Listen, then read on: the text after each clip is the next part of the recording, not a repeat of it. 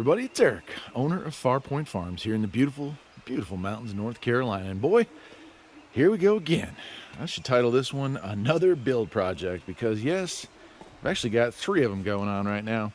If you remember, back in January, we had like 24 hours of sunshine and I took advantage of that, 48 hours of sunshine actually. Took advantage of that to build an extension onto the middle barn, what I call. Made a nice like lean-to for that. Well, then this thing came up, man. Gosh, I tell you, sometimes a deal is too good to pass up. So I got an 8x10 shed from the local home improvement store that they were getting ready to throw out. They had used it for, I guess, Christmas trees or something like that. I don't know what they used it for, but it was 25 whole dollar bills, 25 bucks. So it didn't come with a foundation. So as you can see here, I have been working on building a foundation for it. And that's what I'm going to be doing today.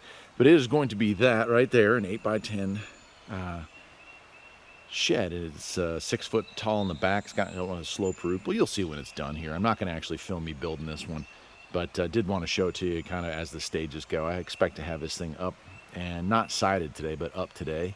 So that'll be there. And then alongside of it here for about, I don't know, about 8 to 10 feet, I'm going to extend that out. I've got these 2 Colwood 4x4x12s that I picked up. They're twisted, but they're straight. And I'm going to put those there and extend the roof. So as this thing comes across, it'll come across to here and down, and I'll have a spot to park implements or a tractor or whatever I want to park over there. So yeah, yet another barn on the property. And initially when I picked it up, I thought, hey, you know what, maybe another chicken shack. I'll split the chickens into 2 separate herds. But then I looked at it and it was just kind of too nice. So I'm not exactly sure what I'm going to do with it. Might use it for automotive equipment. We'll see what happens when I get it built. But there it is. There was a space here. Now I've got another building project going on down at the lower barn. We extended the roof out big time, like 14 feet on that one. So it's another 20 by 14 that's enlarged. And we're going to be able to have more animals because of that. And we're going to be fencing that in here shortly. Waiting on some metal. Obviously, with the way things are, we're kind of in a lockdown right now for the next month or so, or more probably. But while it doesn't affect day-to-day operations on the farm, it does affect our ability to get stuff. The good news is most of the stuff that you see here we purchased months ago. You know, in the off season is when to get stuff like this. You look for Colwood packages, and you know, when the building season is not in full swing, that's when you're going to find it. And this, what you see right here, all that lumber is Colwood. Over there's you probably can't see it even in 4K, but that lumber is either twisted or has big chunks talked out of it, but it's fine for what it is. The only stuff I paid full price for is I got 2 or 3 boards of 5/8 ply, and that I did pay full price for. Those are about 25 a sheet. So I've got 3 times the cost of the shed just in the floor sheeting. That's amazing, but it is what it is. The shed made the whole deal worthwhile. You can't get into a shed for usually under about $1,000 if you buy one of those kits.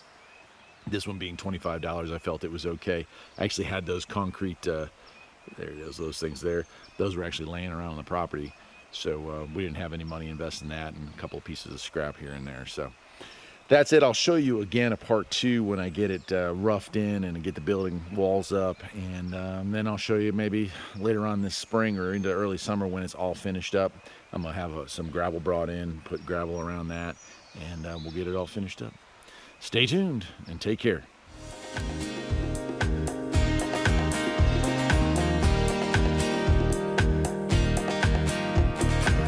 There's always something that needs a little fixing on Farpoint Farms.